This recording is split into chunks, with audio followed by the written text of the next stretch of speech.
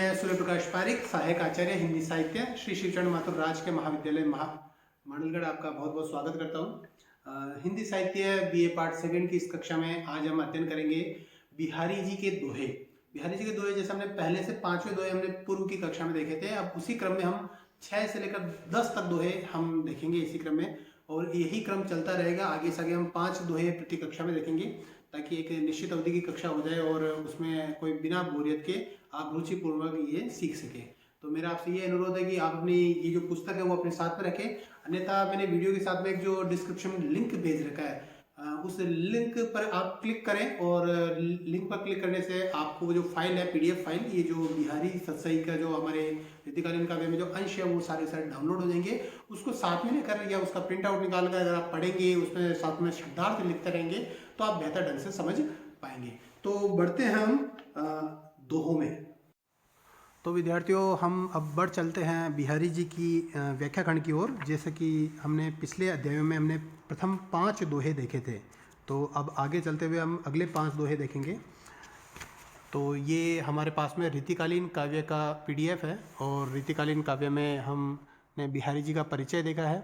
जन्म मृत्यु 1555 से 1664, और थोड़ा सा प्रश्न आएगा कि ये देखिए उनके बारे में महत्वपूर्ण जानकारी है जो आपकी जो पुस्तक है रीतिकालीन काव्य उसमें बहुत अच्छे ढंग से दे रखी है कि जन्म ग्वालियर में तथा ब्राह्मण वंश में हुआ, बुंदेलखंड में बाल्यकाल व्यतीत हुआ, केशव राव उनके गुरु थे, मथुरा में ससुराल, और जयपुर के राजा मिर्जा राजा जय सिंह से उनके मुख्य रूप से वृत्ति मिला करती थी। ये आपको सब कुछ ये जो जानकारी है वो सारी जानकारी आपको आपकी पुस्तक रीतिकालीन काव्य संग्रह में मिल जाएगी, जो डॉक्टर सत्यनारायण शर्मा द्वारा संपादित है। मुक्तककार बिहारी एक बहुत अच्छे मुक्तकार थे, तो आचार्य रामचंद्र शुक्ल ने मुक्तक कविता के गुण बताते हुए बिहारी को उसके लिए श्रेष्ठ कवि बताया है। तो मुक्तक की ये देखिए परिभाषा भी दे रखी है विभिन्न प्रकार की। चलिए अब हम सीधे आ जाते हैं व्याख्या खंड की ओर।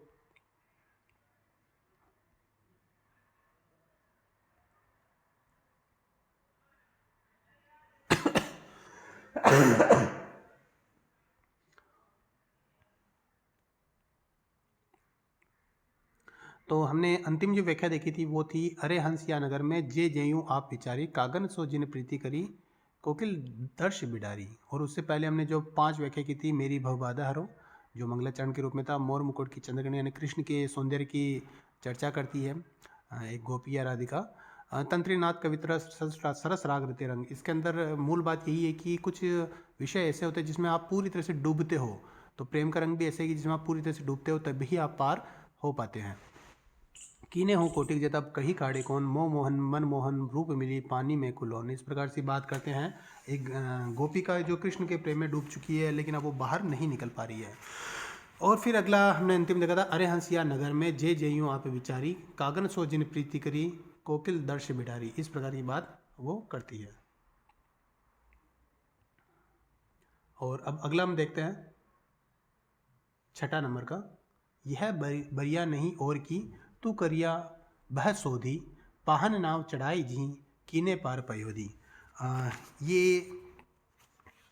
एक दोहा है जो एक गुरु के द्वारा अपने शिष्य को कहा गया है, और कहा गया है कि ये जो बरिया है, ये जो बार है, ये जो अवसर आया है, यानी कि भव पार जाने का ये जो अवसर आया है वो और कभी मिल नहीं सकता। कितना भी इसकी खोज करें कि मोक्ष प्राप्ति के लिए इसकी खोज नहीं की जा सकती, बड़ी मुश्किल से ये जो अवसर मिला है, तो ऐसा अवसर कि जिसे और कोई पार नहीं लगा सकता, उसे श्री राम ने किस प्रकार से पार लगाया था उसका एक उदाहरण है कि पाहन नाव चढ़ाई जी कीने पार पयोधी। पाहन नाव यानी पत्थरों की नाव चढ़ा दी। पत्थरों की नाव का मतलब ये जो समुद्र लंघन की जो कथा है उसका नल नील के माध्यम से जो पत्थरों का जो सेतु बनाया गया था उसके बारे में ये बात की थी, जिससे पयोधी यानी सागर को भी पार कर लिया गया था। बरिया का मतलब होता है वारी या अवसर, और करिया का मतलब होता है पतवार पकड़ने वाला, सोधी यानी सूधी करना, और पाहन यानी पत्थर। तो ये जो एक ऐसा अवसर आया है, पहला जो है हम चरण पर देखेंगे, ये बरिया नहीं और की, ये जो ऐसा अवसर आया है इसे और कोई पार नहीं लगा सकता, तू करिया बह सोधी। इसलिए तू उस कर्णधार की सुधी अर्थवा खोज कर ले। कौन है कर्णधार, कौन है? जैसे कि अगर हम बात करें तो अगर कोई राम का उपासक है तो उसके लिए राम वो कर्णधार है जिसका हाथ पकड़कर वो इसको पार कर सकता है। पाहन नाव चढ़ाई जी, यानी कि उस कर्णधार की खोज की जिसने पत्थर की नाव चढ़ा कर गई। ये एक तरह से बात आती है कि भी पत्थर की नाव हो नहीं सकती, विरोधाभास वाली बात आती है यहाँ पर कि पत्थर की नाव हो नहीं सकती। लेकिन राम तो एक ऐसे थे तारणहार जिन्होंने पत्थर की नाव भी चढ़ाकर जिही कीने पार पयोदी, जिन्होंने पयोदी यानी सागर को भी पार कर लिया, पूरी वनर से ना पार कर दी। उसी प्रकार संसार के जो कर्णधार है भगवान है, उनकी कृपा से मोक्ष प्राप्ति हो सकती है। तो ये बात कही है। इसके अंदर जो मुख्य रूप से अलंकार देखने को मिलता है, ये देखिए, तू की है बया सोदी, पाहन नाव चढ़ाई जी कीने पार पयोदी। पार पयोदी में आप यहाँ पर देख सकते हैं पै और पै के वापिस होने से अनुप्रास अलंकार देखने को मिलता है। रूपक में पाहन नाव में यहाँ पर रूपक आता है कि पत्थर की नाव को रूपक कहा गया है, और समासोक्ति अलंकार का प्रयोग हुआ है कि किस प्रकार से एक उदाहरण के रूप में प्रस्तुत वो बात करते हैं। तो ये देखा हमने छठे नंबर का। अभी हम 7वें नंबर का देखते हैं। ये देखिए 7वें नंबर का कि एक नीति शास्त्र का दोहा है कि बड़ों का कार्य बड़े ही कर सकते हैं, उसके कार्य छोटे नहीं कर सकते हैं। तो ये बात यहाँ पर कही गई है कि बड़े के कार्यों छोटे द्वारा पूर्ण नहीं हो सकते हैं। बड़प्पन, इसका दूसरा अर्थ ये निकलता है कि बड़प्पन छोटे लोगों द्वारा नहीं किया जा सकता, छोटे द्वारा बड़प्पन का प्रदर्शन नहीं किया जा सकता। उसका उदाहरण दिया है, देखिए, कैसे छोटे नरन तू, कि किस प्रकार से, आखिर किस प्रकार से छोटे नर से यानी छोटे मनुष्य से सरत बड़न को काम, कि बड़े के कार्य छोटे व्यक्ति से नहीं किए जा सकते, यानी बड़प्पन का जो कार्य है वो छोटे व्यक्ति द्वारा नहीं किया जा सकता है। और उसके लिए एक उदाहरण देते हैं। क्या उदाहरण देते हैं? मडियो दमामू जातू क्यों, आखिरकार मडियो यानी मढ़ना, लगाना, दमामू का मतलब नगाड़ा, बहुत बड़ा नगाड़ा जिसमें बहुत बड़ा चमड़ा लगता है। मडियो दमामू जातू क्यों, कहिए चूहे के काम। ये देखिए, बड़ा जो नगाड़ा होता है, भैंसे या बड़ा कोई जानवर होता है उसका ही चमड़ा काम में आता है। तो किस प्रकार से चूहे के चमड़े से काम उसमें नहीं हो सकता, उसी प्रकार से कोई छोटा व्यक्ति तो उसके द्वारा बड़े व्यक्ति का कार्य यानी बड़े लोगों का काम संभव नहीं हो सकता। तो इसमें बड़े लोगों के कार्य की महत्ता बताई गई है।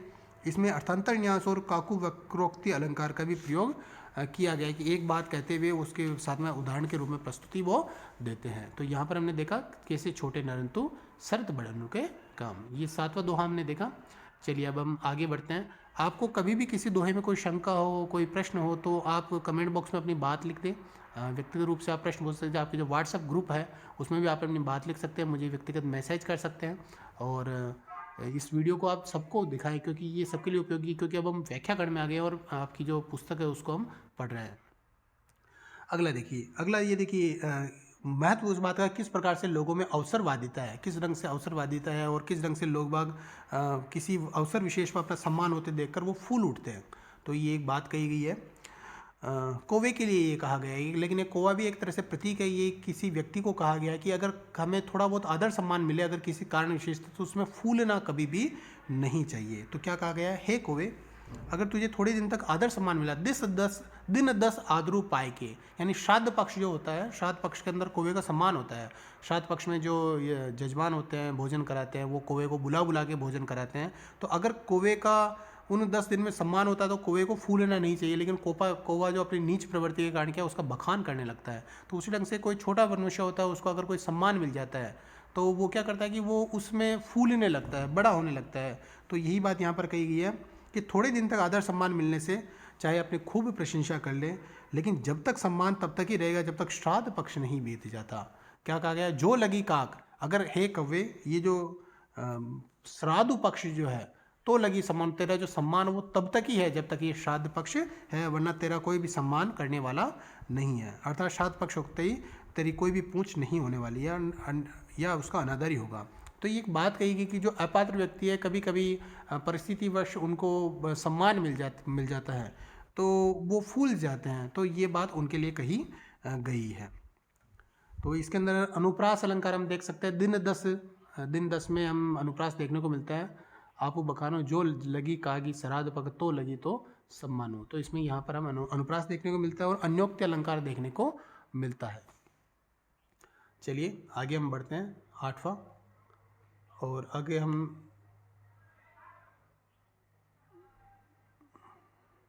9वां देखते हैं। कब को टेर तू दीन रट होत न श्याम सहाई। ये देखिए भक्ति वाला दोहा है, भक्ति का दोहा है जो बिहारी जी ने प्रयुक्त किया है, अपने भगवान के प्रति प्रयुक्त किया है कि किस प्रकार से एक भक्त बार बार टेर लगा रहा है अपने ईश्वर की, अपने श्याम की, लेकिन फिर भी उसकी सहायता नहीं की जाती। तो किस प्रकार से एक भक्त की जब कोई प्रार्थना वो स्वीकार नहीं होती तो वो उपालंब के रूप में किस ढंग से बात करता है। क्या कहता है वो? टेरतु का मतलब होता है टेर लगाना, आवाज़ लगाना, रट लगाना। और सहाय का मतलब होता है सहायक होना। ये जो सहाय लिखा हुआ है, तुम हो लागो जगत गुरु जगत नायक, तुम जग के जो नायक हो उसको भी जग की बाई लगना। बाई का मतलब होता है हवा लग जाना। तो देखिए संसार ऐसा है कि देखिए इसमें दो बातें कही गई। पहले तो अपने आराध्य के प्रति उपालम है, और दूसरी बात है कि संसार के ये जो कलयुग की जो हवा है उसकी बात कही गई है कि जिस प्रकार से सभी मनुष्यों को कलयुग की हवा लग गई है, तो हे ईश्वर क्या तुमको भी कलयुग की हवा लग गई है? क्या कहते हैं इसमें देखिए, हे भगवान, हे हरि, हे कृष्ण, कब को टेर तुर दीन रट। मैं दीन व्यक्ति, गरीबी व्यक्ति, मैं आपको कब से टेर लगाता हूँ, कब से रट लगा रहा हूँ आपकी, होत न श्याम साई, लेकिन फिर भी आप मेरी सहायता नहीं कर रहे हैं। आपने बड़े बड़ों की सहायता की, लेकिन मेरी आप फिर भी सहायता नहीं कर रहे हैं। आपने पहले कभी लोगों की सहायता की है, लेकिन आप मेरी जो दीन रट है उसको अनसुनी कर रहे हैं। ऐसा लगता है मुझे तो कि आप जो इस संसार के गुरु है, तुमहू लागी जगत गुरु, कि आपको लग गई है, तुमहू लागी यानी आपको लग गई है, हे जगत गुरु, हे जग के नायक, आपको लगती है क्या लग गई है? जग बाय। जग ये बात नहीं है, संसार की हवा। संसार के बाद जैसे संसार भी उसकी सारी बातों की उपेक्षा करता था, तो क्या हे जगत गुरु, हे जगत के नायक, क्या आपको भी संसार की हवा लग गई है जो आप मेरी इस बात को अनसुनी कर रहे हो? मेरी इस टेर की कोई भी गुहार का कोई भी आप पे फर्क नहीं पड़ रहा है। ये बात कहते हैं यहाँ पर बिहारी जी एक भक्त रूप में। तो ये देखिए इसके अंदर संसार की हवा लगना एक तरह से व्यंग्यात्मक रूप से बात कही है, उपालम के रूप में बात कही है। उपालम हमें देखने को मिलता है जब आप भक्ति काल में पढ़ते हैं, भक्ति काल में उद्धव शतक पढ़े, या फिर गोपियों का कृष्ण, गोपियों का उद्धव के प्रति जो व्यंग्यात्मक रूप देखते हैं, उसमें भी उपालंब काव्य ही कहा जाता है कि जिसके अंदर भक्त अपने ईश्वर को या फिर किसी के प्रति उपालंब देता है, उल्हाना देता है, तो उसको हम उपालंब काव्य कहते हैं। तो ये एक तरह से उपालंब ही कहा जाएगा। देखिए इसके अंदर एक और हम पढ़ लेते हैं आगे वाला, ये भी एक तरह से उपालंब ही है। और उपालंब क्या है? नीकी दई अनाकनी, नीकी दई अनाकनी, फीकी परी गुहारी, तजो मनोतारन बिरदू, बारक बारन उतारी। देखिए बड़े मज़ेदार ढंग से इसमें उलाहना दिया गया, उपलम दिया गया। क्या कहा गया इसमें? नीकी दई अनाकनी, नीकी ने बहुत अच्छा किया। नीकी मतलब होता है अच्छा करना, अनाकनी यानी अनाकानी करना। गुहारी, गुहारी का मतलब गुहा लगाना। फीकी मतलब फीकी पड़ गई उसकी, गुहार लगाते लगाते फीकी पड़ गई भक्त की, लेकिन आपने मेरी बात को मना करके बहुत अच्छा काम किया है। ये एक व्यंग्य है। तो तजो मनो तारन बिरदू, तजो ऐसा लगता है कि आपने त्याग दिया है, मनो यानी मानो की, तारन बिरदू, बिरदू यानी उपाधि, आपकी उपाधि थी, आपकी तारने की उपाधि की, आप सबको तारने वाले हैं, संसार को आपने तारा है। बारक बारन उतारी, आपने बारक यानी ये जो हाथी है, बारनू यानी हाथी है, बारनू यानी एक बार आपने हाथी को उतार दिया, उसके बाद में आपने तारना ही बंद कर दिया। तो इसका पूरा अर्थ हम एक साथ देखेंगे। नीकी दया ना कहने, हे ईश्वर, हे कृष्ण, मैं आपको कब से पुकार लगा रहा हूँ, लेकिन आपने मेरी बात की अनाकनी कर दी। मैं इतना गुहार लगा रहा हूँ, इतनी मैं आवाज़ लगा रहा हूँ, फिर भी अब मेरी जो गुहार है वो फीकी पड़ गई है। निकी दे अनाकनी, आपने बहुत अच्छा किया कि मेरी इस बात की अनाकनी कर दी है। बार बार अब मेरी जो पुकारा हूँ उसको पूरी आपने पूरी तरह से उपेक्षा की है। आपकी जो उपेक्षा है, आपकी जो उदासीनता, उससे ऐसा लगता है कि मानो की, यहाँ पर देखिए मनो शब्द आया है, मनो यानी मानो की, तजो मनो तारन बिरदू, ऐसा लगता है कि आपकी जो तारने वाली जो उपाधि थी, तारने वाला जो कार्य था, उसको आपने पूरी तरह से त्याग दिया है। बारक बारन उतारी, एक बार आपने उस हाथी को क्या तार दिया। देखिए इसके अंदर गजेंद्र मोक्ष की एक कथा आती है कि जब एक बार कोई हाथी था जो बड़ा मतांध था और बड़ा शक्तिशाली था, तो वो कीचड़ में फंस जाता है और उसको एक मगरमच्छ पकड़ने लगता है। तो किस प्रकार से भगवान विष्णु दौड़ कर आते हैं और उसका उद्धार करते हैं, ये वाली एक कथा पुराणों में हमें देखने को मिलती है। उसी प्रकार से बात यहाँ पर कहेगी, तजो मनो तारण मृदु, कि आपने एक बार उस हाथी को क्या तार दिया है। तो ऐसा लगता है कि इस संसार के प्रभाव में, कलयुग के प्रभाव में आपने तो लोगों को तारना ही बंद कर दिया। तजो मनो तारण मृदु, आपने तो अब तारण जो बिरदू था आपका, वो ही पूरी तरह से समाप्त कर दिया है। तो ये देखिए इसके अंदर अलंकार हम देखें तो अलंकार कौन कौन से आ सकते हैं। बारक बारनु, ये इसमें अनुप्रास अलंकार देखने को मिलता है। बै और बै की पुनरावृत्ति होती है। बारक बारनु में अनुप्रास अलंकार देखने को मिलता है। वक्रोक्ति है, इसके अंदर व्यंग्यात्मक रूप से बात की गई वक्रोक्ति अलंकार देखने को मिलता है। और इसके अंदर और अगर हम आगे बात करें तो इसमें रूपक देखने को मिलता है। तारण बिरदु एक जो रूपक हमें देखने को मिलता है। और अगली बात करें तो यहाँ पर उत्प्रेक्षा भी देखिए, मनो शब्द जो आया है, ये देखिए मनो जो शब्द आया है यहाँ पर, मनो शब्द देखा, तजो मनो तारण बिरदु है ना, तो मनो शब्द के अंदर यहाँ पर उत्प्रेक्षा अलंकार देखने को मिलता है। तो ये थे हमारे आज की कक्षा के जो 5 दोहे हमने पढ़े हैं। कक्षा लंबी ना हो, बोर ना हो, आप लोग परेशान ना हो, तो इसके चलते हुए आज की कक्षा इतनी 5 कक्षा। वैसे आज की कक्षा में आज मैं और वीडियो डालूंगा जिसमें अगले जो 5 दोहे हैं वो अगली वाली कक्षा में आप देख सकते हैं, उनको आप पढ़ सकते हैं। तो इन दोहों को आप अच्छे ढंग से पढ़िएगा, आनंद के साथ में पढ़िएगा और इनको याद कर लीजिएगा, इनके अर्थ को याद कर लीजिएगा। अर्थ को हृदयंगम करेंगे तो ज़्यादा बेहतर रहेगा, परीक्षा में आप अच्छे ढंग से लिख पाएंगे। तो इसके जो 3 रूप होते हैं, प्रसंग, व्याख्या और विशेष। जैसे अगर हम बात करें नीकी दे अनाकनी की, अगर हम बात करें कि इसमें प्रसंग हम क्या लिख सकते हैं, तो आपको इस ढंग से लिखना कि प्रस्तुत दोहा या प्रस्तुत पद्यांश या प्रस्तुत काव्यांश बिहारी द्वारा रचित सतसई से उद्धृत है। और इसमें जो भक्त है, भक्त अपने भगवान को उपालंब देता है, उसमें पहले वाले में उपालंब देता है, दूसरे में उपालंब देता है, उपालंब देते हुए कहता है। बस प्रसंग में इतनी सी बात है कि प्रसंग में 2 पंक्तियाँ आती है कुल मिलाकर। एक पंक्ति तो आती है कि कहाँ से ये पंक्तियाँ ली गई है, और दूसरी में कोई सार वस्तु होती है वो लिखी जाती है। व्याख्या में संपूर्ण रूप से व्याख्या की जाएगी कि आपने शुरुआत से लेकर अंत तक शब्दशः आप व्याख्या करेंगे, 1-2 बार उसका अर्थ कर देंगे तो अच्छा रहेगा। और विशेष में जो रस, छंद, अलंकार, भाषा के संबंध में बात आती है वो आप विशेष में लिखते हैं। तो इसी ढंग से आप जुड़े रहिएगा। अभी हमने पढ़े थे 5 से लेकर 10 तक दोहे, और अगले जो दोहे हैं वो हम अगले कक्षा में देखेंगे। ठीक है, बहुत बहुत धन्यवाद।